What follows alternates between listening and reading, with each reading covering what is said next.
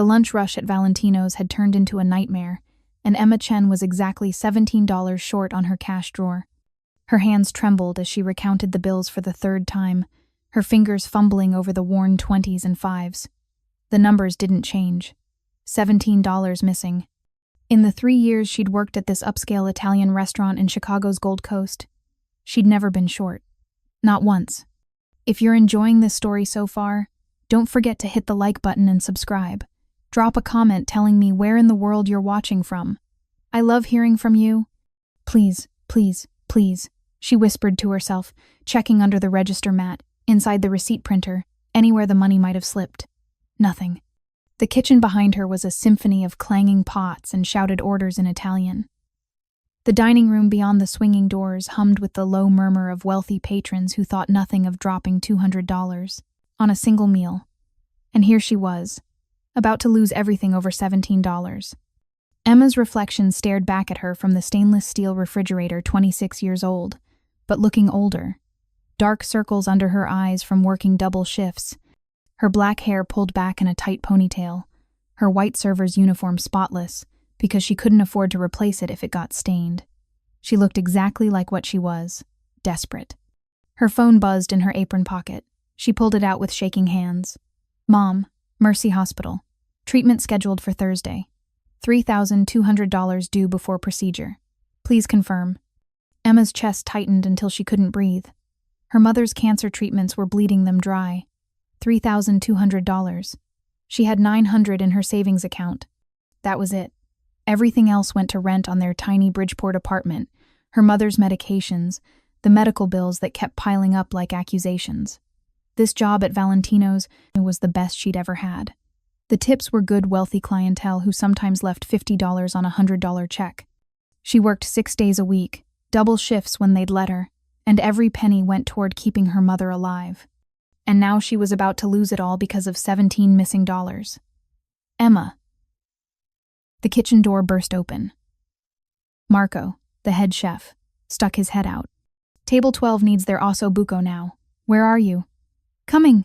She grabbed the plates, forcing her face into a professional smile as she pushed through into the dining room. Valentino's was beautiful in that old money way that made Emma feel like an imposter every time she walked through it. Crystal chandeliers cast warm light over white tablecloths and burgundy leather booths. Oil paintings of Italian countryside hung on dark wood-paneled walls. The bar was carved mahogany, bottles of wine that cost more than her monthly rent displayed like trophies. She delivered the osso buco to table 12, a couple in their 50s, who barely acknowledged her existence, and moved through her section on autopilot. Smile, take orders, deliver food, clear plates, smile again. All while her mind screamed about the missing $17 and the $3,000 she didn't have. Emma. The voice behind her was cold, clipped. Male. She turned to find Vincent Calabrese standing there, arms crossed over his expensive suit. Vincent was Valentino's general manager, a thin man in his 40s with slicked back hair and a permanent sneer. He ran the restaurant like his own personal kingdom, and he enjoyed reminding the staff exactly how replaceable they were. My office. Now. Her stomach dropped. Vincent, I'm in the middle of now. The walk to his office felt like a death march. Other servers watched her pass with sympathy in their eyes. They knew what happened when Vincent called you to his office mid-shift. Nothing good. The office was small, cramped, dominated by a brag, desk covered in paperwork and a computer showing the restaurant's security camera feeds. Vincent closed the door behind them and leaned against his desk, studying her with cold eyes. You're short on your drawer. I know. I don't understand what happened. I've been so careful. $17. He picked up a slip of paper. You've been here 3 years, Emma. You know the policy. Any shortage comes out of your paycheck. Any shortage over $10 is grounds for termination. The room tilted. Please, Vincent, please. It was an accident. I must have given wrong change to someone. I'll pay it back right now. She reached for her apron, where she kept her tips. It's not about the money. Vincent's smile was cruel. It's about trust. How can I trust you with the register if you're careless? I'm not careless. This has never happened before. Please, I need this job. My mother is sick. She has cancer and the treatments. Her voice cracked. I'll work for free. Extra. Shifts. Whatever you need. Just don't fire me. Please. Something flickered in Vincent's expression. Not sympathy. Something worse. Interest. Work for free? He moved closer, and Emma's skin crawled. That's an interesting offer, Emma. Very interesting. She took a step back, her spine hitting the wall. I just meant, I know what you meant. His voice dropped lower. And maybe we can work something out. You're a pretty girl. Smart. I'm sure we could find some arrangement that would benefit us both. Nausea rolled through her stomach. I don't think about it. Vincent reached past her to open the door. You have until end of shift to decide. Either we work out our arrangement, or you can collect your final paycheck and leave. Emma stumbled out of the office, her face burning with humiliation and rage. The dining room swam in her vision. Around her, wealthy people laughed and ate, and lived their lives completely unaware that hers was falling apart. She made it to the kitchen, past the line cooks and dishwashers, into the small employee bathroom. She locked the door and sank onto the closed toilet seat, burying her face in her hands. I'll work for free. Just don't fire me. The words echoed in her mind, pathetic and desperate. She'd begged. Actually begged. And Vincent had responded by propositioning her like she was something he could buy. Her phone buzzed again. Another text from the hospital. Another reminder that her mother's life depended on money Emma didn't have.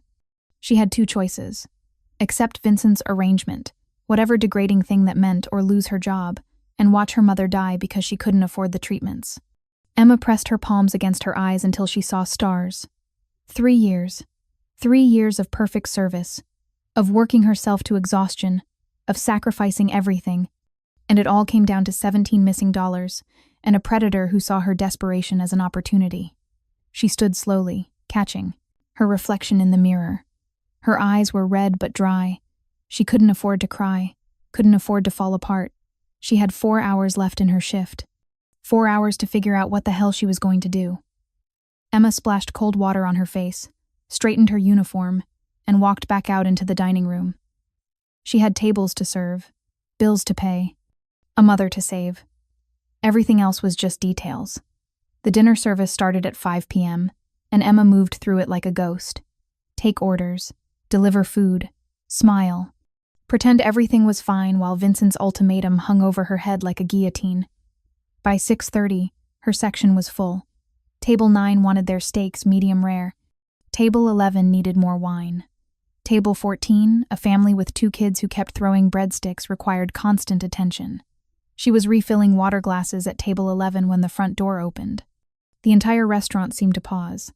Emma felt it before she saw it, that shift in atmosphere when someone important entered a room. Conversations quieted. Heads turned. Even Vincent emerged from his office, his expression transforming from his usual sneer into something that looked almost like fear. 4 men in dark suits walked in first. They weren't large, but they moved with the kind of controlled precision that screamed military or something worse. Their eyes scanned the restaurant with professional assessment, noting exits, counting people, cataloging threats, security, high-level security. Then he walked in. Emma's breath caught in her throat. He was tall, at least 6'2", with broad shoulders that filled out his charcoal gray suit perfectly. Dark hair swept back from a face that could have been carved from marble. Sharp cheekbones, strong jaw, and eyes so dark they looked black from across the room. He moved with the fluid confidence of a man who'd never been told no in his life, who'd never had to question whether he belonged somewhere. He belonged everywhere. The entire restaurant watched as Vincent practically sprinted across the dining room, his hand extended, his smile obsequious. Mr. Moretti, what an honor. We weren't expecting you tonight. Your usual table isn't prepared, but we can... I'm not staying. The man's voice was deep, authoritative, with just a hint of Italian accent underneath. I'm here to see the books. Vincent's smile faltered. The books? But sir, everything is in order. I submitted the reports last week. I'll see them now. Not a request. A command. Of course, right this way. If you're hooked on this story, make sure to subscribe and turn on notifications so you never miss an upload. Your support means everything and helps me bring you more emotional stories like this one. Vincent gestured toward his office, then seemed to remember where he was. He turned, scanning the dining room until his eyes landed on Emma. You, Emma, bring coffee to my office. Now. Emma's heart hammered as she set down the water pitcher and moved toward the kitchen. The dark-eyed man, Mr. Moretti, followed Vincent, his security team fanning out to positions around the restaurant. One stationed himself, near the front door, another near the kitchen. The third took a seat at the bar, nursing an espresso while his eyes constantly moved, watching. In the kitchen, Emma's hands shook as she prepared the coffee service. Marco leaned close as she worked. "That's Dante Moretti," he whispered, his voice urgent. "He owns this place. Owns half of Chicago, actually. Vincent's been skimming from the restaurant for months. If Moretti found out." Marco made a throat-cutting gesture. Emma's blood ran cold. "Skimming?" "Everyone knows. Vincent takes a cut from the cash payments, doesn't report all the tips, pockets the difference. That's probably why your drawer was short." Marco's eyes were sympathetic. "He's been setting people up for months, gets them desperate, then offers his arrangement. 3 girls have quit already." Rage, white-hot and pure, flooded through Emma's system. "He stole from my drawer? I can't prove it, but—" Marco was cut off by Vincent's voice shouting from the office. "Where's that coffee?" Emma grabbed the tray with trembling hands. The coffee pot rattled against the cups. She took a deep breath, forcing herself to calm down, and pushed through the kitchen door. The walk to Vincent's office felt different this time. Not like a death march, like a reckoning. She knocked on the closed door. "Enter." Emma balanced the tray carefully as she opened the door and stepped inside. The office felt smaller with Dante Moretti in it. He dominated the space, standing behind Vincent's desk, studying papers spread across the surface. His suit jacket was unbuttoned, revealing a crisp white shirt and a tie that probably cost more than Emma's entire month's salary. Up close, he was even more devastating, those dark eyes intense and intelligent, his face all hard angles and barely contained power. Vincent sat in the guest chair, looking small and diminished. Scared. "Good. Coffee," Emma said quietly, setting the tray on the only clear corner of the desk. Dante Moretti didn't look up from the papers. "Pour it." Emma's hands were steadier now, her anger giving her focus. She poured 2 cups, adding cream and sugar to Vincent's. She knew how he took it and leaving Dante's black. She was turning to leave when Dante's voice stopped her. "You're Emma Chen."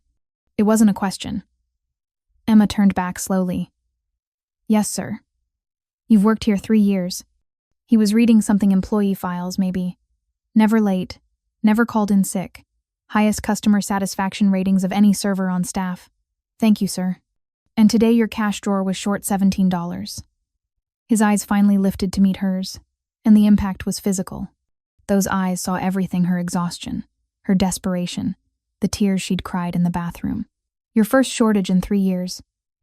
Emma's throat tightened. She didn't know how to answer that. "Tell me, Emma." Dante's voice was silk over steel. "How does a perfect employee suddenly become careless?" Before she could answer, Vincent jumped in. "She's been distracted lately, Mr. Moretti. Personal problems, her mother's illness. It's affected her work. I've been considering letting her go. I didn't ask you." Dante's gaze never left Emma's face. "I asked her." The office went silent. Emma could hear her own heartbeat pounding in her ears. This was it. Her chance. Maybe her only chance. "I wasn't careless," she said quietly. "I've counted that drawer 3 times. I gave correct change to every customer. I don't know how the money went missing, but I know I didn't lose it." Vincent's face flushed red. "Are you accusing someone of stealing? Because that's a serious—" "Vincent," Dante's voice cut through like a knife. "Quiet." He moved around the desk with fluid grace, closing the distance between himself and Emma until he stood just a few feet away. He was so close she could smell his cologne, expensive, subtle, mixed with something uniquely masculine. "You think someone took it from your drawer?" Dante said. Not a question. Emma swallowed hard. This was dangerous. If she accused Vincent and she was wrong, she'd be finished. If she accused Vincent and she was right, she might be finished anyway. But her mother's face flashed through her mind. The hospital bills, the treatments she couldn't afford. She had nothing left to lose. "Yes," Emma said clearly. "I think someone took it. Someone who wanted me desperate enough to accept an inappropriate arrangement to keep my job." The temperature in the room dropped 10 degrees. Dante's eyes shifted to Vincent, who had gone pale. "An arrangement?" "I don't know what she's talking about," Vincent stammered. She's obviously upset about being short, trying to deflect blame. Emma, Dante's voice commanded her attention. What arrangement? Her heart hammered. He told me I could work for free, extra shifts, or we could work out some other arrangement that would benefit us both. The words tasted like poison. He gave me until end of shift to decide. For 3 seconds, no one moved. Then Dante turned to Vincent with an expression that made Emma take an involuntary step backward. It wasn't anger. It was something colder, something absolutely lethal. You propositioned my employee, Dante said quietly. No, Mr. Moretti, she's lying. She's just trying to, after stealing from her drawer to manufacture a reason to fire her. Dante picked up one of the papers from the desk. The same tactic you used on Sarah Martinez 6 months ago, and Lisa Romano before that, and Jennifer Wu before her. Vincent's mouth opened and closed like a fish. I don't... Did you really think I wouldn't notice? Dante's voice remained eerily calm. Did you think I wouldn't see the discrepancies in the cash reports? The missing inventory? The complaints from employees who suddenly quit without explanation? He leaned down until he was eye level with Vincent, and Emma saw the restaurant manager actually shrink in his chair. You've been stealing from me for 8 months, Vincent, taking money from my restaurant, harassing my staff, creating a hostile work environment that's cost me 3 good employees. Dante straightened. That ends now. Please, Mr. Moretti, I can explain. I can pay it back. You're fired. The words were final as a grave closing. Security will escort you out. You have 5 minutes to collect your personal belongings. If you ever set foot in any property I own again, the consequences will be severe. Do you understand? Vincent's face crumbled. You can't do this. I'll sue. I'll go to the labor board. You'll do nothing. Dante's eyes were black ice. Because if you make any trouble, I'll ensure that every restaurant, every club, every legitimate business in Chicago knows exactly what you are. You'll never work in this city again. He nodded to one of his security men, who appeared in the doorway as if summoned by telepathy. Escort. Mr. Calabrese out. Make sure he takes nothing that doesn't belong to him. Vincent stood on shaking legs, his face a mask of rage and humiliation. As he passed Emma, he hissed, "This is your fault, you little." The security guard grabbed his arm. "Move." And then Vincent was gone, dragged from his office by a man twice his size, leaving Emma alone with Dante Moretti and the wreckage of her life. Emma's legs felt weak. She gripped the edge of the desk to steady herself, her mind reeling. Vincent was fired. Gone. She should feel relieved, vindicated. Instead, she felt terrified. Because Dante Moretti was still studying her with those penetrating dark eyes, and she had no idea what came next. "Sit down," he said, gesturing to the chair Vincent had vacated. Emma sat, because her legs were about to give out anyway. Dante moved back behind the desk. Those papers still spread in front of him. "Your mother has stage 3 ovarian cancer. She's undergoing treatment at Mercy Hospital. The bills are currently at $173,000, with another procedure scheduled this Thursday for $3,200. Emma's breath froze in her lungs. I know everything about my employees, Emma." His voice was matter of fact. "Single mother, father unknown. Your mother worked as a seamstress in Chinatown until her diagnosis 8 months ago. You dropped out of Northwestern University in your junior year to support her. You work 6 days a week here, plus 3 nights at a convenience store in Bridgeport." He paused. "You're drowning." Tears burned Emma's eyes, but she refused to let them fall. "That's none of your business. It became my business the moment Vincent Calabrese decided to prey on your desperation." Dante leaned back in the chair, steepling his fingers. "Let me be clear about something, Emma. I don't tolerate theft. I don't tolerate harassment. And I especially don't tolerate anyone taking advantage of people who work for me. I appreciate that, Mr. Moretti. Thank you for... I'm not finished." His eyes pinned her in place. "Vincent created a problem. I'm going to solve it. You'll receive the $17 Vincent took, plus 6 months of back pay for the tips he's been skimming from the staff. That should be approximately $8,000. Emma's world tilted. $8,000. Additionally, I'm promoting you to general manager of Valentino's effective immediately. The position comes with a salary of $75,000 per year, full health insurance that will cover your mother's treatments, and a signing bonus of $25,000 to handle immediate medical expenses. The words didn't make sense, couldn't make sense. Emma stared at him, certain she'd misheard. "I don't understand," she whispered. Which part? Why? Why would you do this? You don't know me. I'm just a waitress who— You're not just anything. Dante's voice was firm. You're someone who worked 3 years without a single mistake. Someone who dropped out of university to save her mother. Someone who maintained perfect performance while carrying a weight that would crush most people. He paused. That's not just anything, Emma. That's exceptional. Emma's hands trembled in her lap. This couldn't be real. Things like this didn't happen. Not to people like her. There's a catch, she said, because there always was. What do you want from me? Something flickered across Dante's face. Respect, maybe, or approval. Honesty, he said. Loyalty, the same dedication you've shown for 3 years. In return, you'll have a career, financial security, and the means to save your mother. He stood, buttoning his suit jacket with fluid precision. The paperwork will be ready tomorrow. Report here at 9 a.m. to begin your transition. He moved toward the door, then paused with his hand on the handle. And Emma?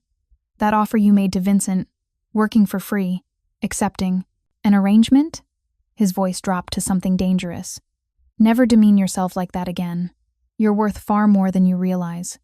Then he was gone, leaving Emma sitting in the office with her mind reeling and her hands shaking and the impossible weight of hope crushing her chest. $75,000, health insurance, $25,000 signing bonus. Her mother could live. Emma buried her face in her hands and finally let herself cry. Emma didn't sleep that night. She sat at her mother's bedside in their tiny Bridgeport apartment, watching her sleep, trying to process what had happened. The apartment was barely 500 square feet, one bedroom that her mother used, a pull-out couch in the living room where Emma slept, a kitchen the size of a closet. Medical supplies covered every surface. Pill bottles, oxygen tanks, the detritus of trying to keep someone alive on a waitress's salary. Tomorrow, all of that would change. If it was real. If Dante Moretti wasn't some kind of elaborate dream her exhausted mind had conjured. Emma's phone buzzed at 6 a.m. with an unknown number. Unknown. Black car will pick you up at 8:30. Wear business attire. Paperwork at 9. Security detail. So it was real. Emma showered, letting the water run until it went cold, trying to wash away 3 years of exhaustion and terror. She had exactly 2 outfits that could pass as business attire, both bought from a thrift store for job interviews that had gone nowhere. She chose the black slacks and white blouse, simple but clean. Her mother was awake when Emma emerged, sitting at their small kitchen table with tea and her morning medications. You look nice, Emma Chen said in Mandarin, her voice weak but warm. Job interview? Emma had been speaking Mandarin at home her entire life. She switched to it automatically. Better. A promotion. Her mother's eyes lit up. Emma, that's wonderful. Tell me everything. Emma sat across from her, taking her mother's thin hands. 8 months of chemotherapy had stolen her weight, her hair, her vitality. But her spirit remained, burning bright in eyes that still saw the good in everything. The manager who's been making my life hell got fired, Emma said carefully. The owner offered me his position. The owner knows talent when he sees it. May squeezed Emma's hands. You've always been so smart, so hardworking. This is your chance, baby. Take it. The position comes with health insurance, good insurance, the kind that would cover. Emma's throat tightened. The kind that would cover everything. Her mother went very still. Emma, what did you do? Nothing. I swear, Mom. I was in the right place at the right time. The owner saw how hard I've been working, and he wanted to help. May studied her daughter's face with a mother's perception. And that's all? He wants nothing else? Just for me to run his restaurant well. Which was true. Dante had asked for honesty, loyalty, dedication. Nothing more. Nothing that Emma couldn't give freely. Then you'll do brilliantly, May said firmly. Now go. Don't keep success waiting. The black car arrived at exactly 8:30. A sleek Mercedes with tinted windows and a driver who introduced himself simply as Marcus. He opened the door for her, and Emma slid into leather seats that probably cost more than her entire apartment. The drive to Valentino's took 15 minutes through morning traffic. Emma spent the whole time staring out the window, watching Chicago wake up the morning commuters, the coffee shops opening, the city she'd lived in her entire life but had never really been part of. Not like this. They pulled up to Valentino's back entrance, where another security guard waited. Miss Chen, this way, please. The restaurant looked different in daylight. Less glamorous. More like what it was, a business. The dining room was empty, chairs still upside down on tables from last night's closing. Sunlight streamed through the windows, catching dust motes in the air. Dante Moretti stood near the bar, speaking quietly with an older man in an expensive suit. His lawyer, Emma guessed. He looked up when she entered, and that same electric jolt went through her system. In daylight, he was even more devastating. The suit today was navy blue, perfectly tailored, with a white shirt open at the collar. No tie. Somehow the casual element made him more dangerous, not less. Emma, punctual. Good. He gestured to the bar. We'll do the paperwork here. Giancarlo, this is Emma Chen, Valentino's new general manager. The older man extended his hand with a warm smile. Pleasure to meet you, Miss Chen. I'm Giancarlo Russo, Mr. Moretti's attorney. I have all the employment documents ready for your signature. The next hour passed in a blur. Emma signed papers, so many papers, while Giancarlo explained each one. Employment contract, health insurance enrollment, direct deposit authorization, tax forms, a signing bonus check for $25,000 that made Emma's hand shake so badly she could barely write her name. The health insurance is effective immediately, Giancarlo explained. I've taken the liberty of contacting Mercy Hospital on your behalf. Your mother's Thursday procedure is fully covered. All future treatments as well. Emma's eyes burned. Thank you. I don't know how to... Just do your job well. Dante's voice was firm but not unkind. That's thanks enough. After Giancarlo left, Dante poured 2 espressos from the bar machine and slid one across to Emma. Drink. You'll need it. Emma sipped. The coffee was perfect, rich and strong, and exactly what she needed. What happens now?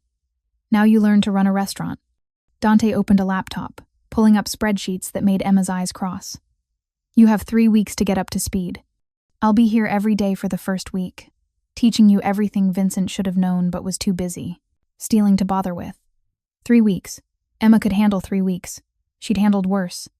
They worked through the morning, Dante explaining inventory systems, supplier contracts, staff schedules, profit margins. Emma absorbed it all like a sponge, asking questions, taking notes in a small notebook she'd brought. She'd gotten into Northwestern on a full academic scholarship. Learning had always come easily to her. This was just another subject to master. By noon, her head was spinning with information. Dante closed the laptop and studied her. You're keeping up better than I expected. I'm a fast learner. So I see. He stood, stretching slightly, and Emma tried not to notice how the movement emphasized his broad shoulders. Lunch. There's a place 2 blocks from here. Best cannoli in Chicago. Emma hesitated. I should probably... That wasn't a suggestion, Emma. You need to eat, and we need to discuss something away from the restaurant. The way he said it made alarm bells ring in her head. But she nodded, grabbing her purse. They walked the 2 blocks in silence, Dante's security team maintaining a discreet distance. Emma noticed how people moved aside on the sidewalk when they saw him coming. Not out of fear, exactly. Out of respect. Recognition. Dante Moretti was someone important, someone powerful. And Emma had no idea why he'd chosen to save her. The restaurant was small, family-owned, with red and white checked tablecloths and the smell of fresh bread permeating everything. The owner, a grandmother who looked about 1,000 years old, greeted Dante in rapid Italian, kissing both his cheeks before turning to Emma with interest. Enzo, this is Emma Chen. She'll be running Valentino's. Brava! The old woman beamed.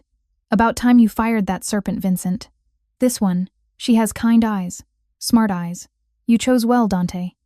They sat at a corner table, and Enzo brought food without asking what they wanted.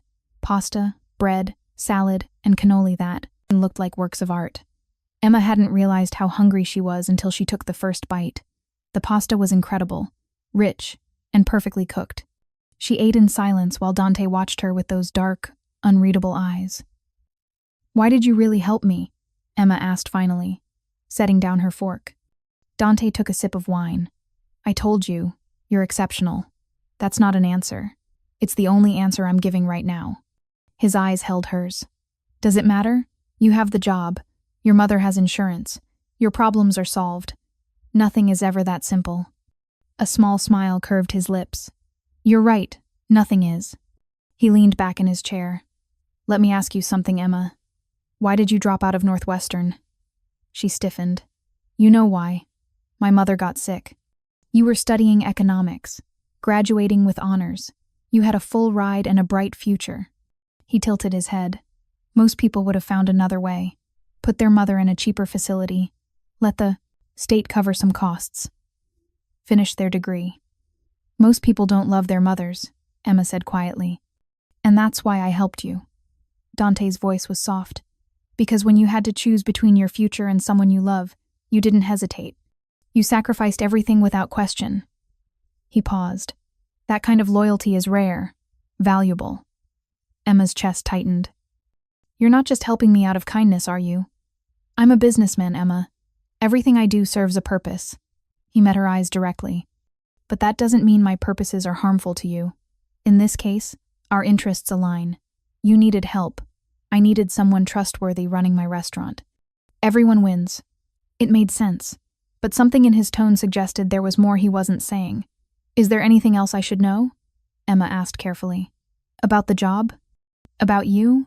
About why you really own a restaurant in the Gold Coast? Dante's expression went completely neutral. What makes you think there's more? The security team, the way people react when they see you, the fact that you knew everything about my life within hours of meeting me. Emma's heart pounded. You're not just a restaurant owner, are you? For a long moment, Dante said nothing. The silence stretched between them, heavy with implications. Then he leaned forward, his voice dropping low. I'm going to tell you something, Emma, and how you react will determine whether you keep this job or walk away right now. His eyes bored into hers.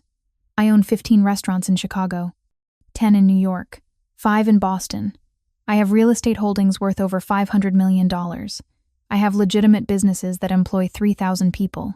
He paused. And I have other interests that aren't discussed in polite company. Emma's mouth went dry. Other interests.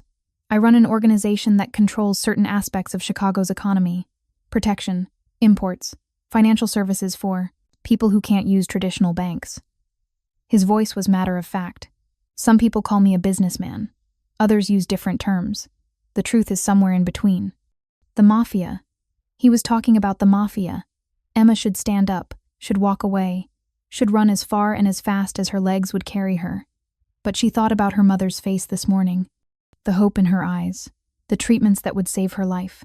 And she thought about Dante firing Vincent, about him seeing her desperate and choosing to help rather than exploit, about him sitting here now, being honest when he could have lied. The restaurant, she said slowly. Is it legitimate? Completely. Every dollar is clean, every employee legal, every tax paid in full. Dante's eyes never left hers. I need some businesses that can withstand any scrutiny. Valentino's is one of them. That's why I need someone honest running it. Someone who won't steal, won't cut corners, won't give anyone a reason to look to closely. And you think I'm that person? I know you are. He leaned back. But I also know this is more than you signed up for. So I'm giving you a choice, Emma. Walk away right now. Keep the signing bonus as severance, and I'll make sure your mother's insurance continues for a year. No hard feelings. No consequences. Or you take the job, knowing exactly who you work for and what that means. You run Valentino's honestly and well. You don't ask questions about my other businesses. And in return, you have security, stability, and the means to save your mother. His voice softened. I'm not asking you to do anything illegal, Emma. Just to run a restaurant and be discreet about who signs your paychecks. Emma's mind raced. This was insane. Working for the Mafia even tangentially was insane. But was it more insane than watching her mother die because she couldn't afford treatment? Was it more insane than accepting Vincent's arrangement? At least Dante was being honest. At least he was giving her a choice. If I stay, Emma said slowly, I need your word that nothing illegal happens at Valentino's. No money laundering, no meetings with criminals, nothing that could put my staff at risk. You have it. And if anyone threatens me or my mother because of this connection, you'll protect us. Something dangerous flashed in Dante's eyes. Anyone who touches you or your mother will regret it. Briefly, a chill ran down Emma's spine. He meant it. Every word. Then I'll stay, Emma said. I'll run your restaurant, and I won't ask questions. But Mr. Moretti, Dante, If we're going to work together, use my name. Dante. His name felt strange on her tongue. Intimate. I need you to know something. I'm staying because my mother needs me to, not because I approve of your other businesses. If I ever think you're putting innocent people at risk, I'll walk away. A slow smile spread across his face. Fair enough. They finished lunch in more comfortable silence. Emma felt like she'd just crossed some invisible threshold, stepped into a world she didn't fully understand. But at least her eyes were open. At least she'd made the choice consciously. As they walked back to Valentino's, Dante's phone buzzed. He glanced at it, and his expression darkened. Problem? Emma asked. Always. He typed a quick response. Nothing that concerns you. Yet. That yet hung in the air between them like a promise and a threat. Emma had no idea what she'd just gotten herself into, but she was about to find out. 3 weeks passed in a blur of inventory spreadsheets, staff meetings, and espresso-fueled 18-hour days. Emma learned the restaurant business with the same intensity she'd once applied to her economics degree at Northwestern. Supplier negotiations, health code compliance, staff scheduling, profit margins down to the penny. She was good at it, better than good. By the end of week 3, Valentino's was running more smoothly than it had in years. Staff morale was up, customer complaints were down, the books balanced perfectly, every single night. Dante came by less frequently now, twice a week instead of daily. But when he did appear, Emma felt that same electric awareness, like the air charged before a thunderstorm. He'd review her numbers, nod his approval, and leave with barely a dozen words exchanged. Professional. Distant. Emma told herself she wasn't disappointed. Her mother's first treatment under the new insurance went perfectly. The doctors were optimistic. The tumor was shrinking. Emma Chen had color in her cheeks again, hope in her eyes. She'd even started talking about going back to her sewing once she was stronger. Everything should have been perfect. But Emma couldn't shake the feeling that she was waiting for the other shoe to drop. It dropped on a Tuesday night in late October. Emma was closing the restaurant at 11 p.m., doing final counts with Rosa, the head bartender who'd become her unofficial second in command. The last customers had left an hour ago. The kitchen was clean. The floors were mopped. Go home, Rosa, Emma said, waving her off. I'll finish the deposits. You sure, Jeffa? Rosa had started calling her boss in Spanish within the first week. It's late. I'm sure. Get some rest. Rosa grabbed her coat and left through the back entrance. Emma was alone in the restaurant, counting cash in the office, when she heard the front door open. Her heart jumped. She'd locked it herself 20 minutes ago. Emma grabbed the desk phone, her finger hovering over 911, and crept toward the office door. Voices. Male. Multiple. Not Dante's security team. She knew their voices by now, their patterns of movement. These were different. Emma's hand shook as she pulled out her cell phone instead, scrolling to Dante's number. He'd given it to her the first day with strict instructions. Any problems, anytime, you call me directly. She pressed dial. It rang once, twice. Emma. His voice was alert despite the late hour. What's wrong? Someone broke into the restaurant. She whispered. I'm hiding in the office. I can hear at least 3 men in the dining room. Stay there. Lock the door. Don't make a sound. His tone shifted to pure command. I'm 10 minutes away. The line went dead. Emma locked the office door with trembling fingers and wedged a chair under the handle for good measure. The voices outside grew louder, moving closer. Told you. She's here. Her car's out back. Moretti's little pet project. Tommy wants a message sent. Just grab her and go. We don't have time to. The office door handle rattled. Emma's breath stopped in her lungs. She backed into the corner behind the desk, making herself as small as possible, her phone clutched in her hand. Locked. A pause. Emma Chen, we know you're in there. Make this easy on yourself. Open up. She didn't breathe, didn't move. A crash. They were kicking the door. The frame splintered on the second hit. Emma looked around frantically for a weapon. The desk drawer, she yanked it open, finding only pens, papers, and a letter opener. The letter opener would have to do. The door burst open on the fourth kick, the chair clattering aside. 3 men in dark clothes flooded in. Emma recognized the type, not Dante's refined security. These were street thugs, hired muscle. The leader spotted her immediately. There you are. Emma brandished the letter opener with shaking hands. Stay back. I called the police. No, you didn't. He smiled, showing gold teeth. You called Moretti. We're counting on it. They wanted Dante to come. This was a trap. What do you want? Emma's voice cracked. You're coming with us. Gonna have a conversation with some people interested in your boss. Gold teeth moved closer. Don't make this hard. I'm not going anywhere. Wrong answer. He lunged. Emma swung the letter opener wildly, catching him across the forearm. He yelped, stumbling back, blood spreading across his sleeve. You little... The second man grabbed Emma from behind, his arm locking around her throat. She fought, kicking, scratching, but he was twice her size. The world started to gray at the edges as his chokehold tightened. Then the sound of gunfire exploded through the restaurant. The man holding Emma jerked, his grip loosening. He fell backward, dragging her down with him. Emma hit the floor hard, gasping for air, her vision swimming. More gunshots, shouting. The sound of bodies hitting the ground, then silence.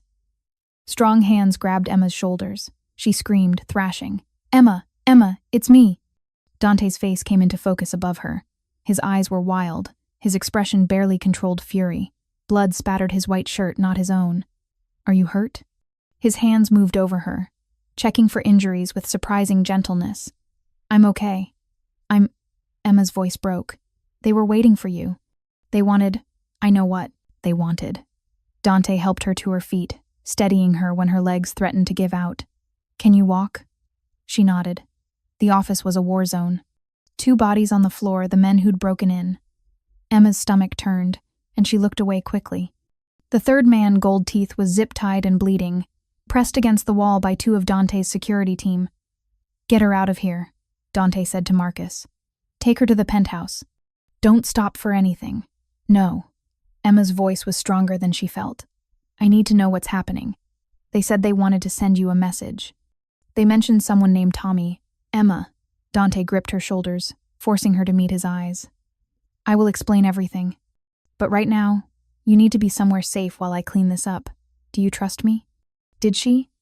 She'd known this man for less than a month. He'd saved her mother, given her a career, and just killed 2 people to protect her. Yes, Emma whispered. Then go with Marcus. I'll come to you as soon as I can. Marcus guided Emma through the restaurant, careful to keep her from seeing more than necessary. But she caught glimpses, more bodies, more blood, the dining room chairs overturned. This hadn't been just about grabbing her. This had been a full assault. The Mercedes was waiting out back, engine running. Marcus opened the door, practically pushing Emma inside. Buckle up, Miss Chen, we're not taking any chances. The drive through Chicago's streets was a blur of lights and adrenaline. Emma's hands wouldn't stop shaking. She kept seeing gold teeth lunging at her, kept feeling the chokehold cutting off her air. 20 minutes later, they pulled into the underground parking garage of a building. Emma recognized the Moretti Tower, one of the most exclusive residential buildings in Chicago. The penthouse floors were rumored to cost more than most people made in a lifetime. Marcus escorted her to a private elevator that required a key card. They all rode in silence to the top floor. The elevator opened directly into Dante's penthouse. Emma stepped out into luxury that made Valentino's look shabby by comparison. Floor-to-ceiling windows overlooked the city, lights spreading out like diamonds on black velvet. The living room was all clean lines and expensive furniture, leather, glass, steel. Art on the walls that Emma suspected was original, not prints. Wait here, Marcus said.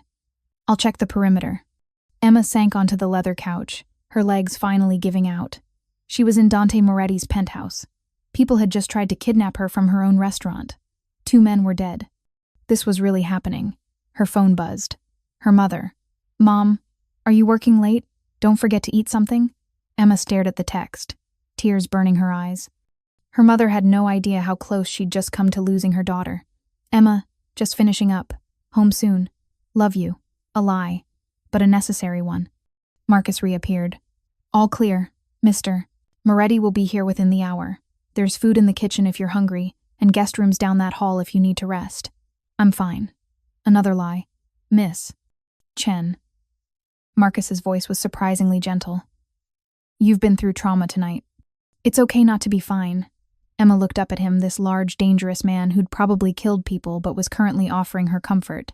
Does this happen a lot? People trying to kidnap his employees? No, ma'am. This is unusual. Marcus's expression darkened. Which is why the boss is handling it personally.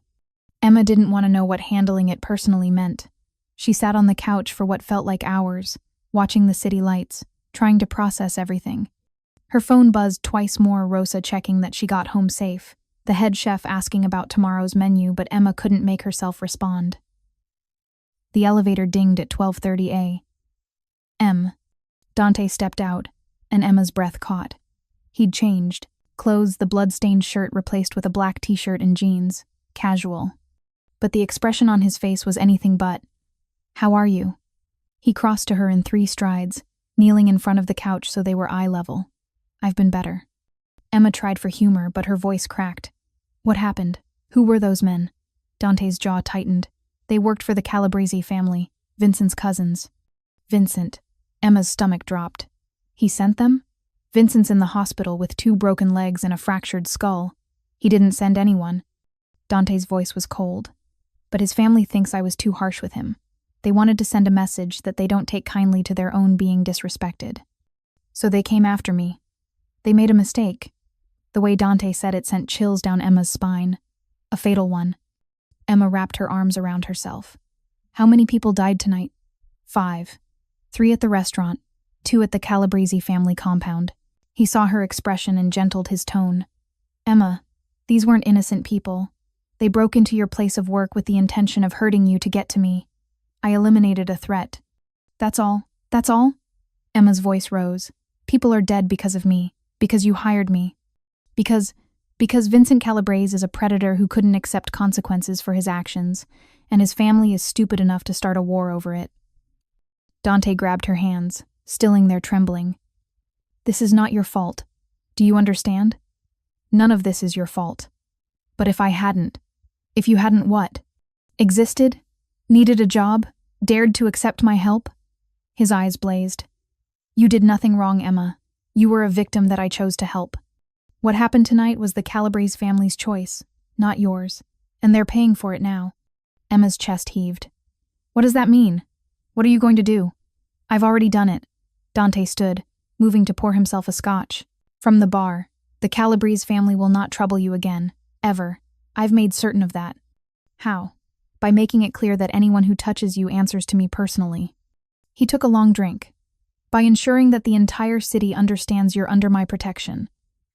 That harming you is the same as attacking me directly. Emma's mind reeled. So now I'm what? Your property? My responsibility. Dante turned to face her. There's a difference. Not from where I'm sitting. Silence stretched between them, heavy with things unsaid. You can't go back to your apartment, Dante said finally. Not tonight. Probably not for a while. The Calabrese family knows where you live, knows your mother's at Mercy Hospital, knows your routine. Are you saying I'm in danger? That your mother is fine? I have 3 men stationed at the hospital, disguised as orderlies and visitors. No one gets near her without my people seeing it first. He refilled his glass. But you're too exposed. You need to be somewhere I can protect you properly. Where? Dante gestured around them. Here. The penthouse has security that makes Fort Knox look like a joke. Bulletproof windows, private elevator requiring biometric access, 24-hour surveillance. You'd be safe. Emma stood on shaking legs. You want me to move in with you? I want you alive. His voice was flat. Everything else is negotiable. For how long? Until the situation stabilizes. A few weeks. Maybe a month. He paused. Or longer if necessary. Emma's mind spun. Move into Dante Moretti's penthouse. Live with the most dangerous man in Chicago. Become even more entangled in a world she barely understood. But the alternative was going home to her tiny apartment, hoping no one broke down her door in the middle of the night, hoping her mother stayed safe in a hospital bed, hoping Vincent's family decided she wasn't worth the trouble. Hope wasn't a security plan. If I stay. Here, Emma said slowly. What are the rules? Rules. Living arrangements. Boundaries. I need to know what you expect. Understanding flickered across Dante's face. You'll have your own room. Your own space. I won't touch you without permission. You're not a prisoner, Emma. You can come and go as you please, But you'll have security escorts for your own protection. And Valentino's? We'll continue running. You're still the manager. We'll just adjust your schedule so you're not closing alone anymore. He set down his glass. This is about keeping you safe, not controlling you. Emma studied his face, looking for deception. But his expression was open, honest, concerned. Okay, she said quietly. I'll stay. Temporarily. Temporarily, Dante agreed. I need to get some things from my apartment, clothes. My laptop, tomorrow, with security. He gestured down the hall. For tonight, there's clothes in the guest room that should fit. My sister left some things here. Something in his tone when he said sister made Emma's chest ache. Past tense. Left as in gone forever. Thank you, Emma said. For coming when I called. For protecting me. For...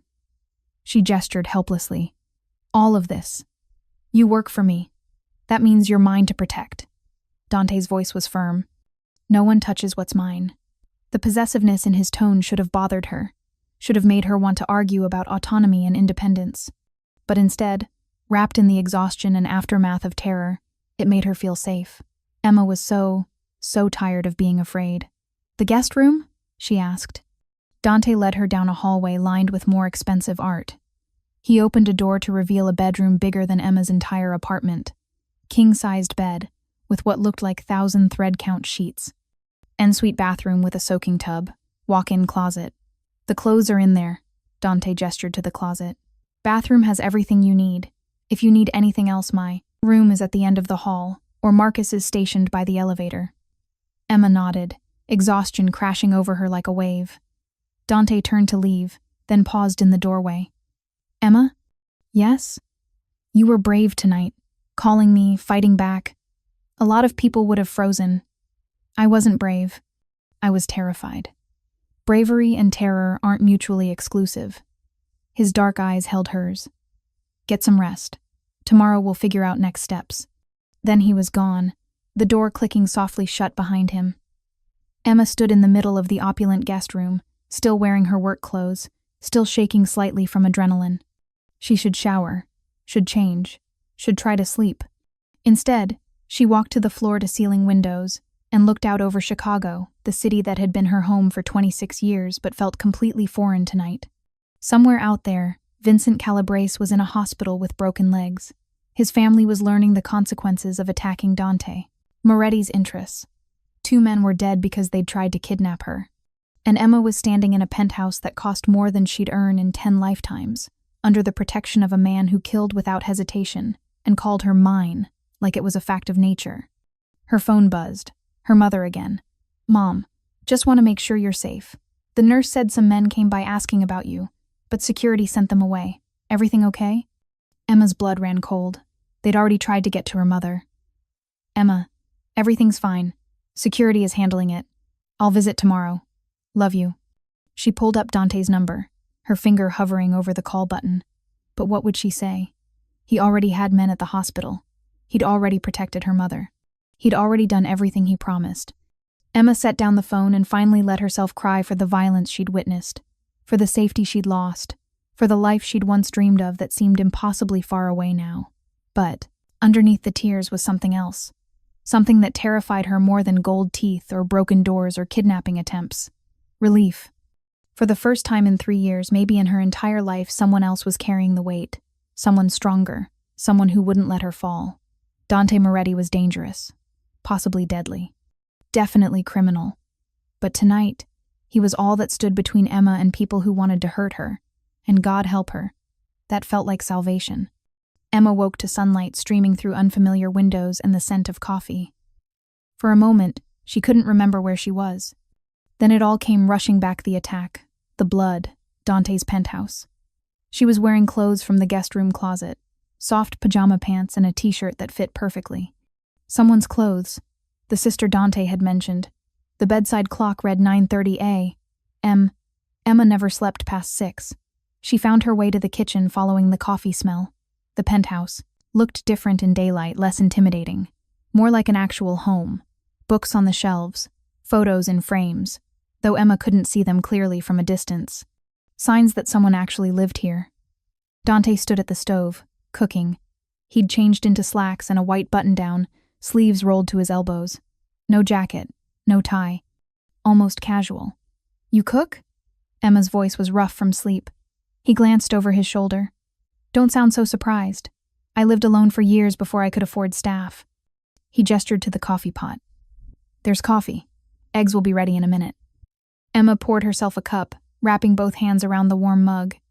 The kitchen was magazine-perfect marble counters, top-of-the-line appliances, and a view of Lake Michigan that probably cost as much as a small house. "How are you feeling?" Dante asked, plating scrambled eggs and toast. "Like I witnessed multiple murders and slept in a stranger's penthouse." "Fair." He set a plate in front of her at the breakfast bar. "Eat. We have a lot to discuss." The eggs were perfect. Emma ate mechanically, tasting nothing, her mind still replaying last night's events. "I called the restaurant," Dante said, sitting across from her with his own plate. "Rosa has the opening shift handled. The damage from last night has been cleaned up. As far as your staff knows, there was an attempted robbery that my security team thwarted. And the truth stays between us." His eyes met hers. "Emma, the less your staff knows about my other business, the safer they are. If anyone asks, you were here last night when the break-in happened. You're staying here temporarily because I'm concerned about additional attempts. So, we're lying to them. We're protecting them." Dante's voice was firm. "Ignorance is safety in my world." Emma set down her fork. "Your world. That's the second time you've said that. What exactly is your world, Dante? You told me you had other interests. But what does that actually mean?" He studied her for a long moment. "Are you sure you want to know?" "I'm living in your penthouse because people tried to kidnap me. I think I deserve the truth." Dante stood, carrying his plate to the sink. He stood there with his back to her, hands braced on the counter. "My family has been in Chicago for 4 generations, he said quietly. "We came from Sicily in the 1920s. My great-grandfather started with a restaurant, like so many immigrants. But he also provided other services, protection for businesses, loans for people banks wouldn't touch, problem-solving that didn't involve police. The Mafia, that's one term. We prefer family business." He turned to face her. "By the time my father ran things, we'd expanded. Construction contracts, union negotiations, import, export, some legal, some less so. And you took over when?" 12 years ago. I was 23. His jaw tightened. "My father was killed by a rival family. They came to our home, shot him in front of my mother and sister. I was at university. By the time I got there, he was dead, and my mother was dying." Emma's breath caught. "I'm so sorry." "Don't be. It's the life he chose. The life I chose when I took over his organization instead of walking away." Dante moved back to the breakfast bar but didn't sit. "I spent the next 5 years consolidating power, eliminating threats, building legitimate businesses to support the illegitimate ones. I'm careful, smart. I don't traffic in drugs or weapons. I don't hurt innocent people. But you hurt guilty ones." Without hesitation. No apology in his voice. "The Calabrese family learned that last night." Emma swallowed hard. "What happened to them? Really?" "Vincent Calabrese is being transferred to a hospital in Florida this morning. He'll live, but he'll walk with a limp for the rest of his life.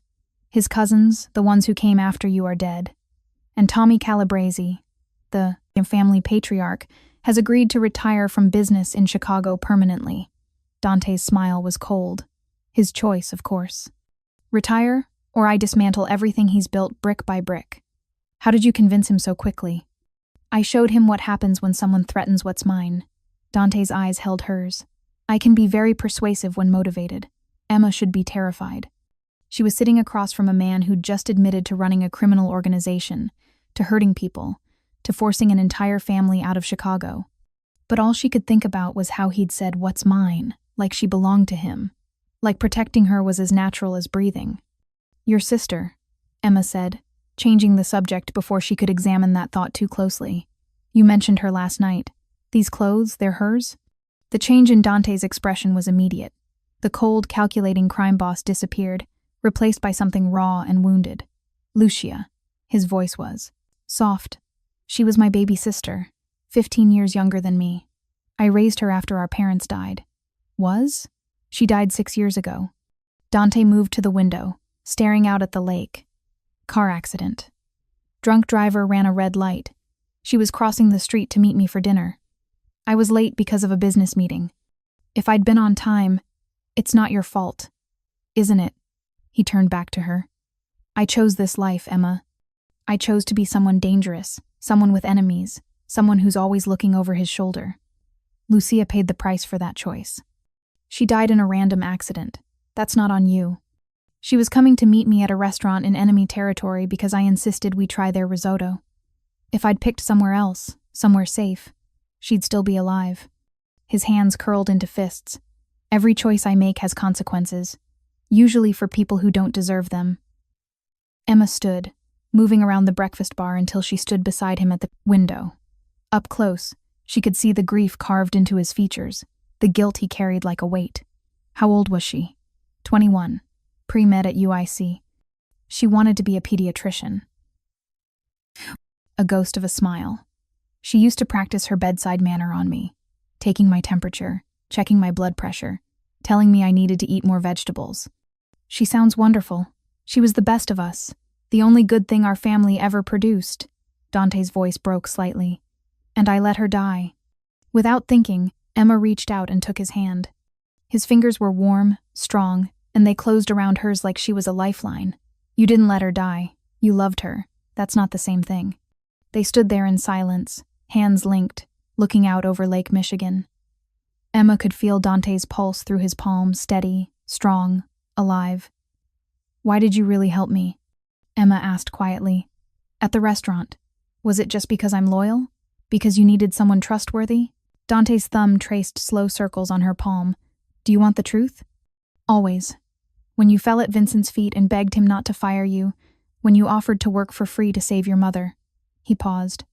You reminded me of Lucia, the way she'd sacrifice everything for people she loved, the way she saw the good in everyone, even me.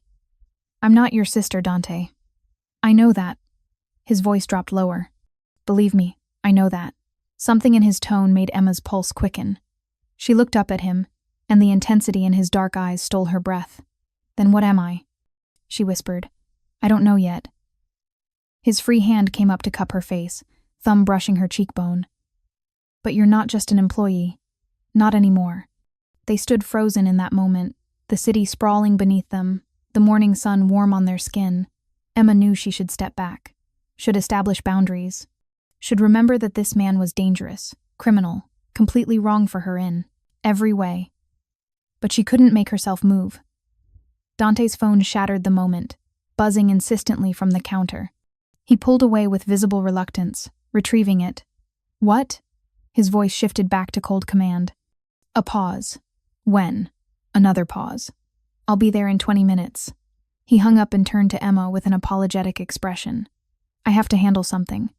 Marcus will drive you to your apartment to get whatever you need, then to the hospital to see your mother. He'll stay with you the entire time.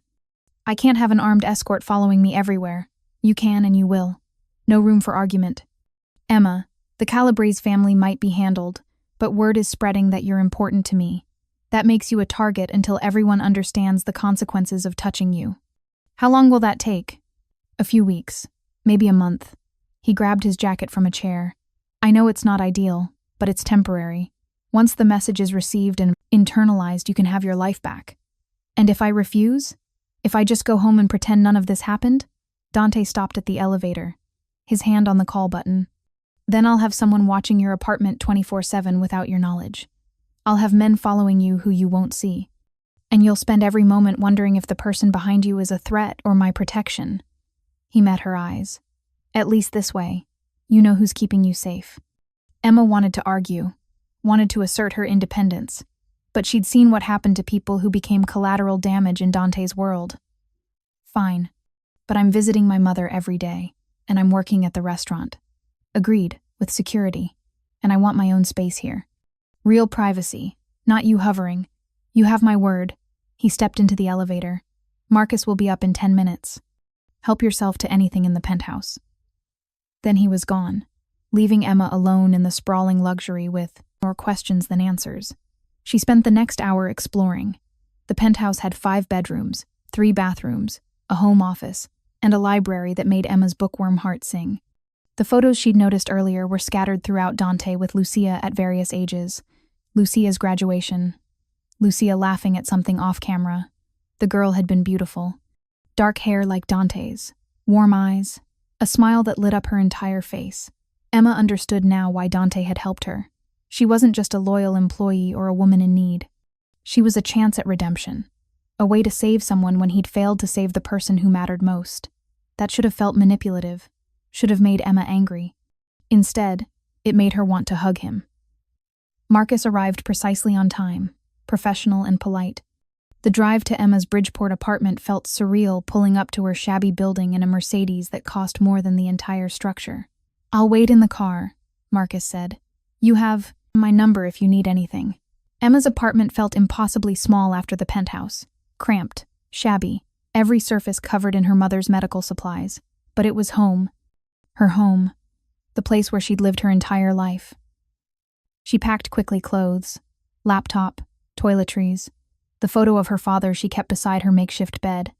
Everything fit in 2 suitcases. Her whole life, reduced to 2 bags. The drive to Mercy Hospital was quiet. Marcus handled traffic with professional efficiency while Emma watched Chicago pass by the window. Her city, her neighborhood. All of it feeling different now, like she was seeing it through new eyes. The hospital smelled of disinfectant and desperation. Emma signed in at the nurse's station, noting the 2 men in scrubs who watched her a little too intently. Dante's guards, disguised as medical staff.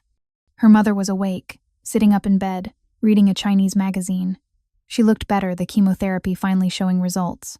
Color, tint in her cheeks, strength in her smile. "Emma, I was hoping you'd come." Emma Chen set aside her magazine. Sit. Tell me about this promotion. Are they treating you well?" Emma sat in the chair beside the bed, taking her mother's hand. "They're treating me very well. Too well, actually. No such thing as too well." May studied her daughter's face. "But you look tired. Are you sleeping?" "Not much. It's been a busy few weeks. This new boss of yours, the one who gave you the promotion, what's he like?" Emma thought about Dante, his cold efficiency, his protective intensity, the way he'd held her hand by the window and looked at her like she was something precious. "He's complicated." "Complicated how?" "He's very demanding. High standards. But he's fair, and he takes care of his people." All true, if incomplete. May's eyes narrowed. "And is he handsome, this complicated boss?" "Mom, a mother knows these things. You're blushing." Emma's face heated. "He's attractive. That doesn't mean anything. It means you're not blind." May laughed, then coughed. Emma handed her the water cup. "Thank you, baby. Now tell me, is he single?" "I have no idea, and it doesn't matter. He's my boss. I'm his employee. That's all. For now." May's smile was knowing. But life has a funny way of changing things. You work closely with someone, spend time together, see them at their worst and their best. Feelings develop. You've been reading too many romance novels. I've been alive 60 years. I know about attraction." Emma changed the subject, asking about her mother's treatments, her pain levels, whether she needed anything. They talked for an hour about everything and nothing. May's desire to return to her sewing, Emma's plans for improving Valentino's menu, the terrible hospital food, normal things, safe things. Emma didn't mention the attack, the bodies, the fact that she was now living with Chicago's most dangerous crime boss. The truths mothers didn't need to know. When visiting hours ended, Emma kissed her mother's forehead. "I love you, Mama. I love you too, my clever girl." "And Emma?" May squeezed her hand. "Whatever is happening in your life right now, whatever complications you're dealing with, trust your instincts. You have good judgment. Don't let anyone make you doubt that." Emma nodded, throat tight. The drive back to the penthouse felt different, heavier, like she was returning to something instead of just staying somewhere temporarily. When she arrived, Dante was in the living room, tie loosened, jacket discarded, a scotch in his hand. He looked exhausted. "How's your mother?" he asked. "Better. The treatments are working." Emma set down her suitcases. "Thank you. For the insurance, for the guards at the hospital, for everything. It's nothing." "It's not nothing. It's her life." Dante swirled his scotch. "I told you before I don't like waste. Your mother is a skilled seamstress. Once. She's recovered. I have several legitimate businesses that could use her talents. Boutique tailoring, custom alterations. She'd make a good living. Emma's eyes burned. You don't have to, I'm not offering charity. I'm offering employment to someone with valuable skills. He finished his drink. Think about it. Once she's healthy, if she wants the work, it's hers. Why do you keep doing this? Doing what? Being kind, helping people. You're supposed to be this terrifying crime boss, but you keep. Emma gestured helplessly, acting like you actually care. Dante set down his glass and crossed to her. Up close, she could see the weariness in his eyes, the weight he carried. Maybe I do care, he said quietly. Or maybe I'm just selfish. Maybe having you here, safe, working for me, maybe that's just another way of easing my guilt over Lucia. I don't believe that. You should. But he smiled slightly. Though I appreciate your faith in my better nature. You have a better nature. You just hide it well. For good reason. In my world, showing weakness gets you killed. Is that what I am? Emma asked. Your weakness? Dante's expression shifted to something intense, almost hungry. You're something. I'm still figuring out what. They stood close enough that Emma could feel his body heat, smell his cologne. The air between them felt charged, electric. I should unpack, Emma said, stepping back before she did something stupid. Of course. Dante moved away smoothly. I'll be in my office if you need anything. Emma retreated to the guest room with her suitcases, her heart pounding. She unpacked mechanically, hanging clothes in the walk-in closet next to Lucia's things, setting up her laptop on the desk. This was temporary. A few weeks, maybe a month, just until things settled. But as Emma caught sight of herself in the mirror wearing expensive borrowed pajamas in a penthouse that cost millions, protected by killers, working for a down, crime boss who looked at her like she was both salvation and damnation, she wondered if anything about her life would ever be temporary again. She'd stepped into Dante Moretti's world, and she was terrified she'd never find her way out. The attack came exactly when Sophia said it would. 3 days later, at 2 a.m., Emma woke to Dante's phone exploding with calls. He was out of bed before she fully opened her eyes, already pulling on clothes, his expression carved from stone. What's happening? Emma asked, her heart racing. Valentino's. They're hitting it now. He was strapping on a shoulder holster, moving with practiced efficiency. Stay here. Marcus is outside. Don't open the door for anyone but me. I'm coming with you. Absolutely not. It's my restaurant, Dante. Emma was already grabbing clothes. My staff. If anyone's hurt because of me, I need to be there. She saw the war in his eyes, the desire to protect her warring with the understanding that she'd never forgive herself for staying behind. In the car. You don't leave my sight. Not for a second. They made it to Valentino's in 8 minutes. The restaurant was surrounded by fire trucks, police cars, and a crowd of onlookers. Smoke poured from the upper windows, but the fire was already contained. Dante's security team had activated suppression systems the moment the attack began. Emma's legs went weak with relief when she saw Rosa and Marco standing safely across the street with the rest of the staff. No one was hurt. Everyone had gotten out. Firebomb through the back window, Dante's head of security reported. Amateur job. We caught 2 of them on camera. Already identified as Calabrese crew. Dante's jaw clenched. How much damage? Kitchen's destroyed. Dining room has smoke and water damage. We'll need to close for renovations. 6 weeks minimum. Emma stared at her restaurant, the place she'd poured her heart into for months now, a smoking wreck. 6 weeks of lost revenue. Her staff without work. All because she'd become a target. This is my fault, she whispered. Dante gripped her hand. This is Tommy Calabrese's fault, and he's going to pay for it. A car pulled up behind them. Sophia Calabrese climbed out, her face pale and terrified. I tried to warn them off, she said, rushing toward Emma and Dante. I told my uncle this would only make things worse, but he wouldn't listen. He's at the warehouse now, waiting for you. He says if you don't come, the hospital is next.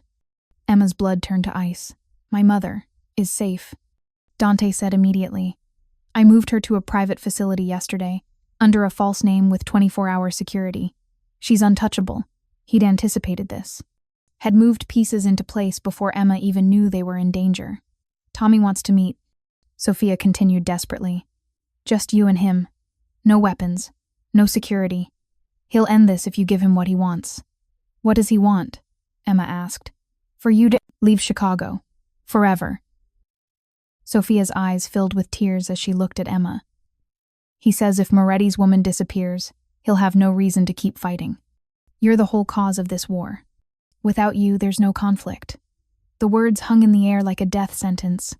Emma felt Dante's hand tighten around hers, felt his whole body go rigid. No, he said simply. Dante, Emma started. No. He turned to face her, his expression absolute.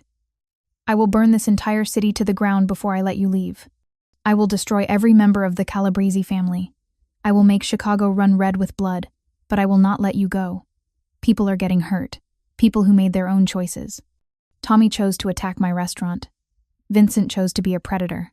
Their family chose to protect them instead of holding them accountable. Dante's voice was steel. You are not responsible for their decisions, Emma, and you are not the sacrifice that ends this. Sophia stepped forward. Mr. Moretti, please. I know my uncle. He won't stop. He'll keep attacking your businesses, your people. Eventually, someone will die. Is she really worth all that bloodshed? Yes. Dante didn't hesitate. She's worth everything. Emma's chest tightened. She looked at the smoking restaurant, at her staff huddled across the street, traumatized and scared, at Sophia, this young woman trying desperately to prevent more violence. And she made a decision. I'll meet with Tommy, Emma said. Emma, no, not to leave, to end this. She pulled the burner phone from her pocket. I'll meet with him. You'll come with me. We'll give him one chance to walk away with his life. If he refuses. She met Dante's eyes. Then you do what you have to do, but let's try it my way first. Dante stared at her for a long moment. Then he nodded slowly. One chance, but I'm calling the terms. He took the burner phone and dialed.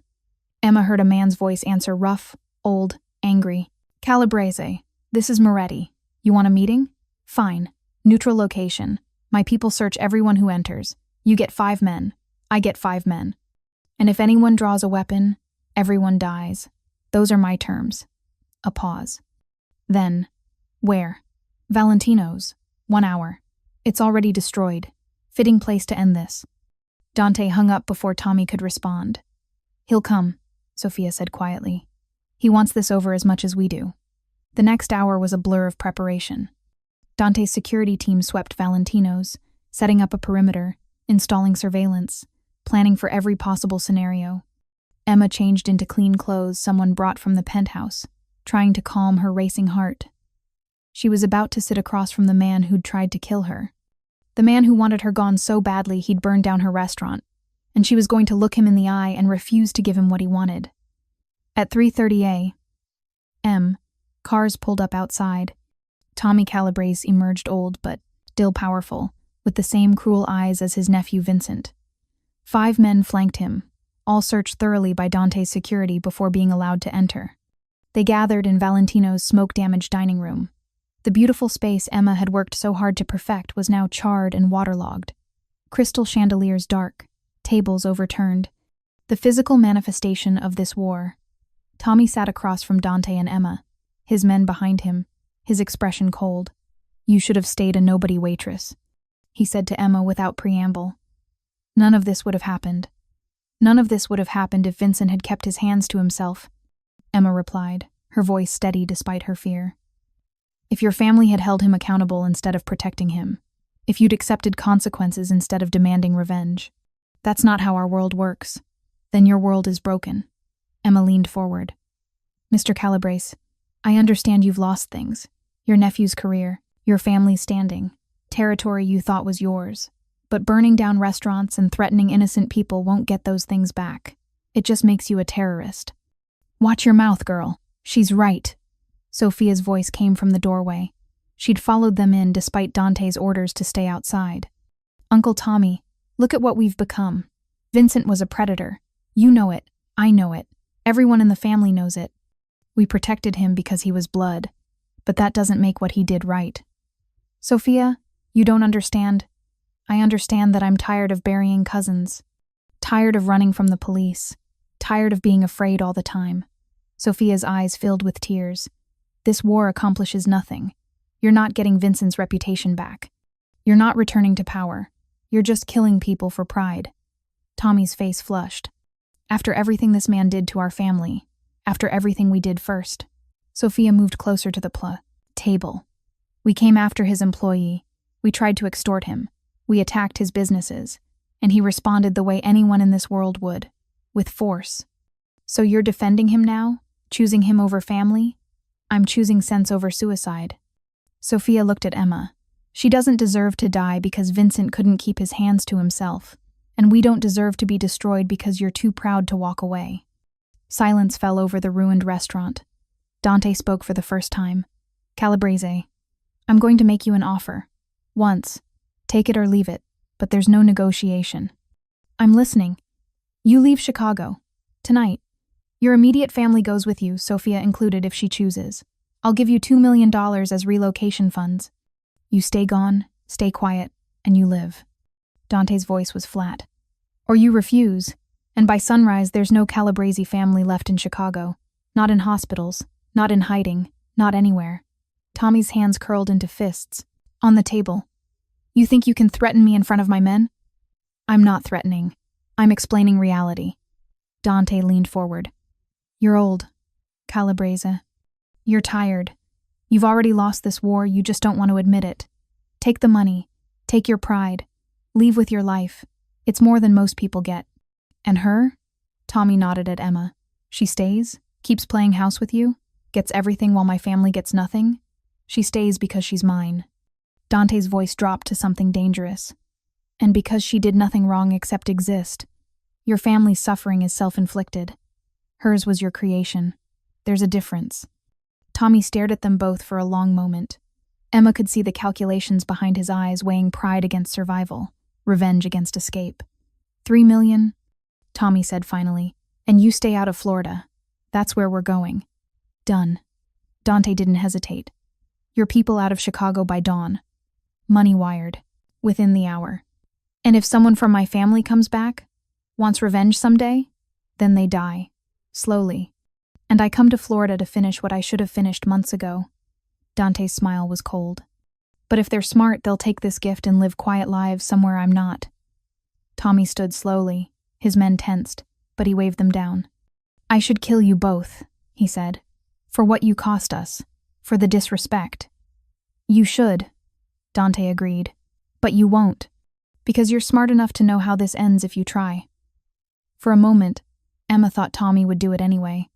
Would order his men to shoot, would go down fighting rather than accept defeat.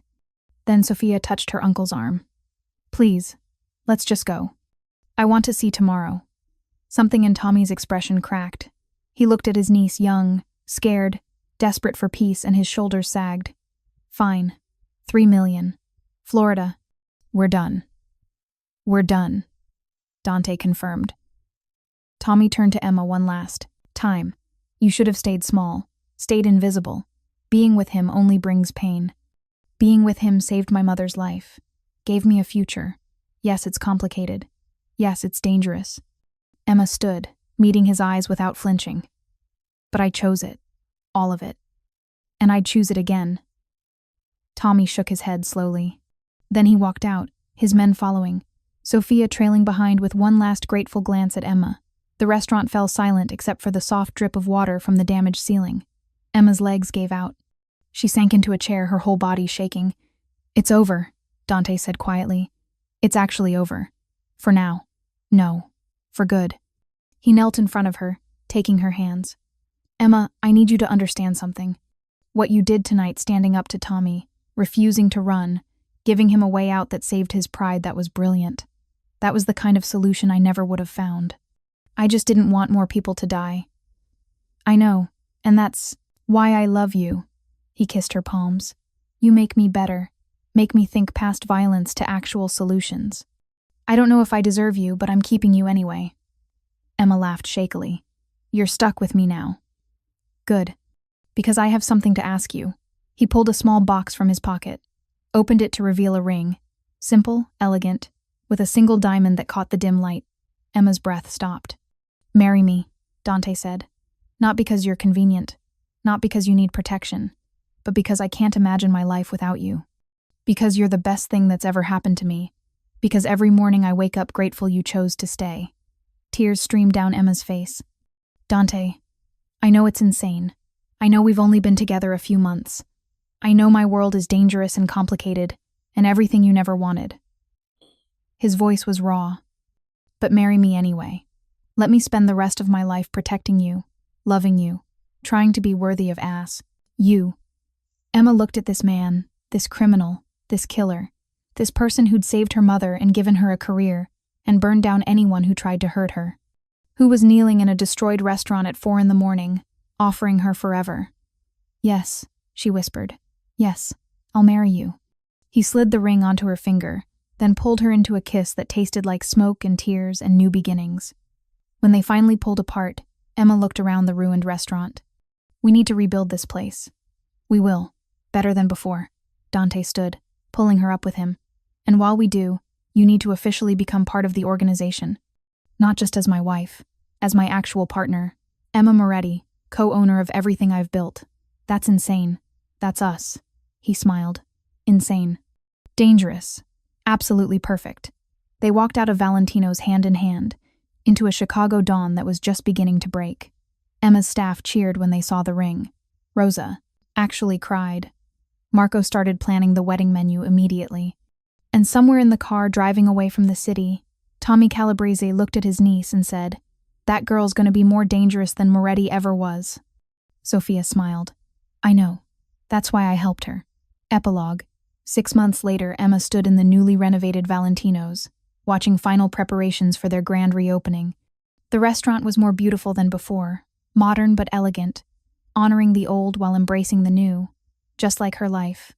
Her mother was healthy, cancer-free, running her own successful tailoring shop. May had attended Emma and Dante's quiet wedding ceremony, giving her blessing with tears of joy. The Calabrese family was gone. Florida suited them, apparently. Sophia sent Emma postcards, sometimes updates from a quieter life. And Emma was no longer just a waitress, or a general manager, or even Dante Moretti's wife. She was Emma Moretti, co-owner of 15 restaurants, 10 properties, and a legitimate business empire. She'd earned her place through intelligence, courage, and refusing to be just another person Dante protected. She was his partner, in every sense.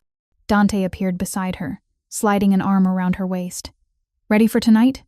Nervous. What if no one comes? Everyone will come. You're a legend, the woman who tamed Dante Moretti. Emma laughed. I didn't tame you. You absolutely did, and I love you for it. He kissed her temple. Come on, our guests are arriving.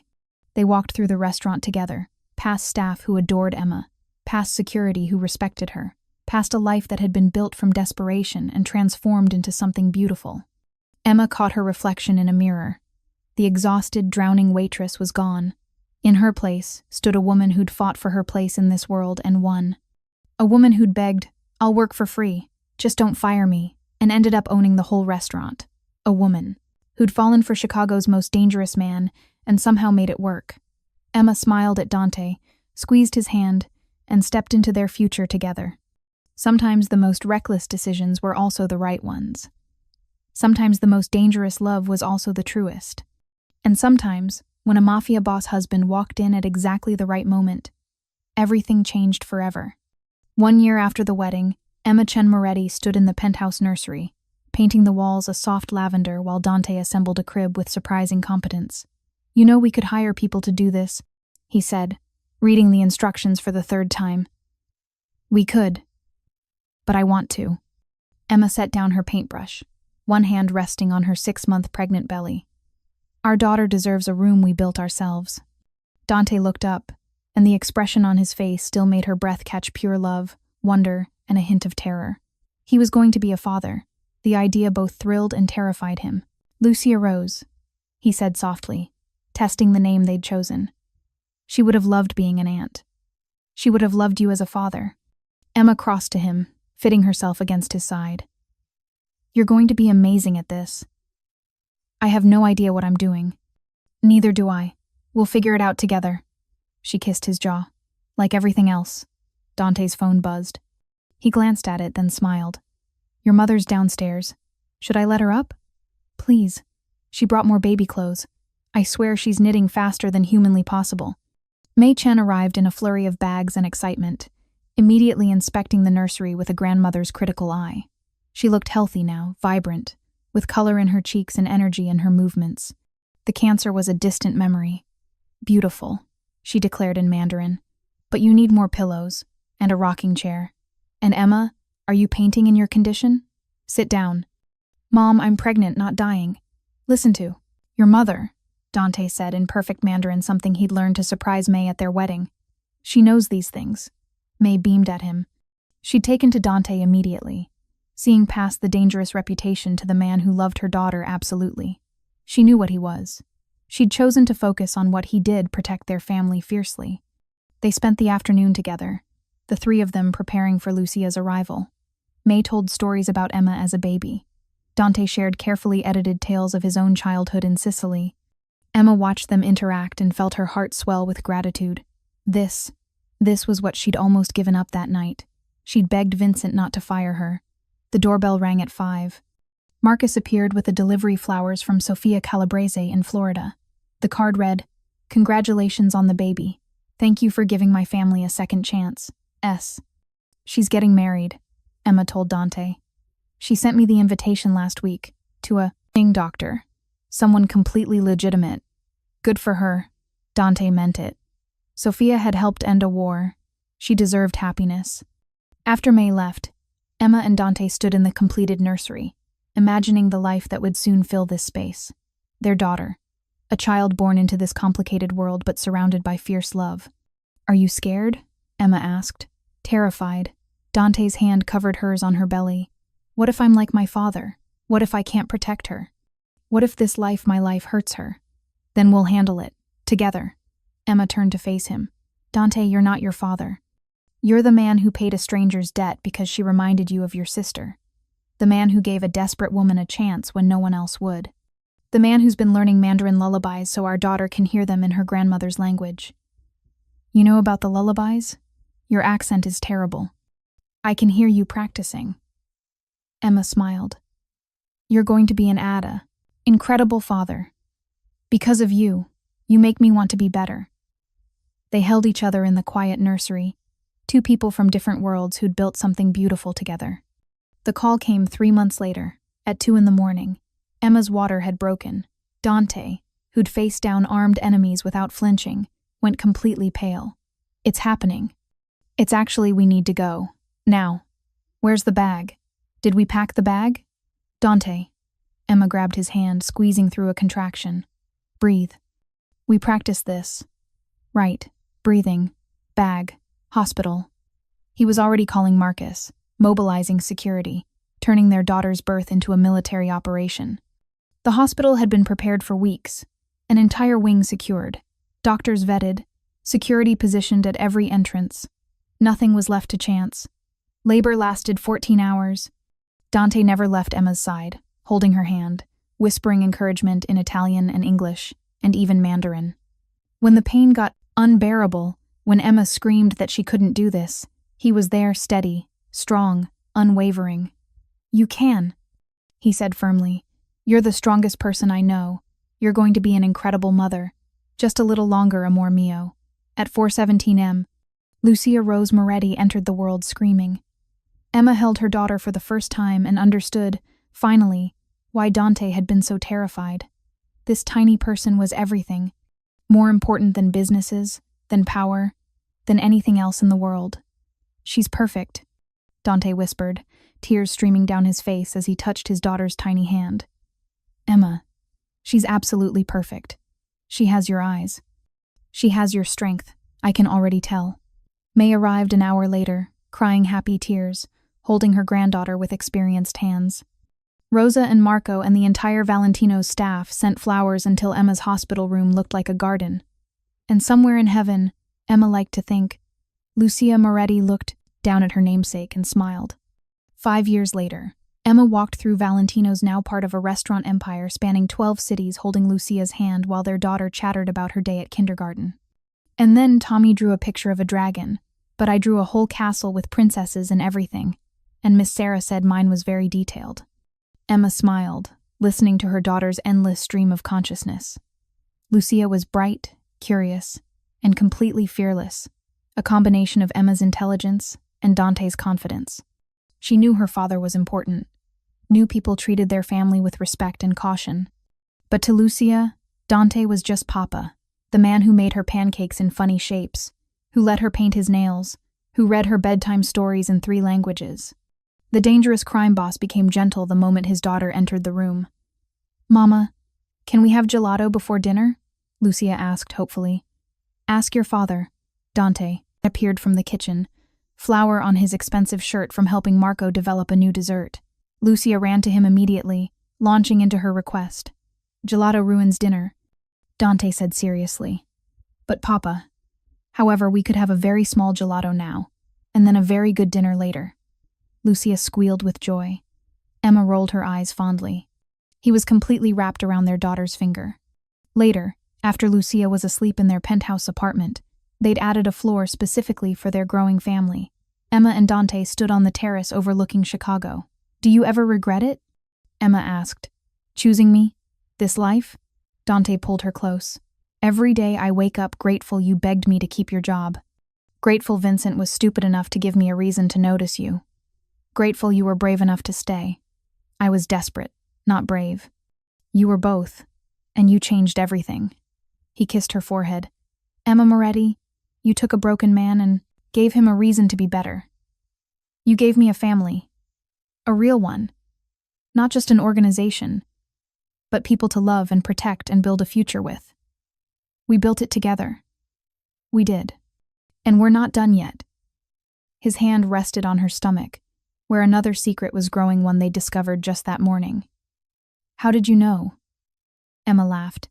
"You've been avoiding wine at dinner. You had that same glow with Lucia." Dante's smile was radiant. "Another baby. Another chance to get it right.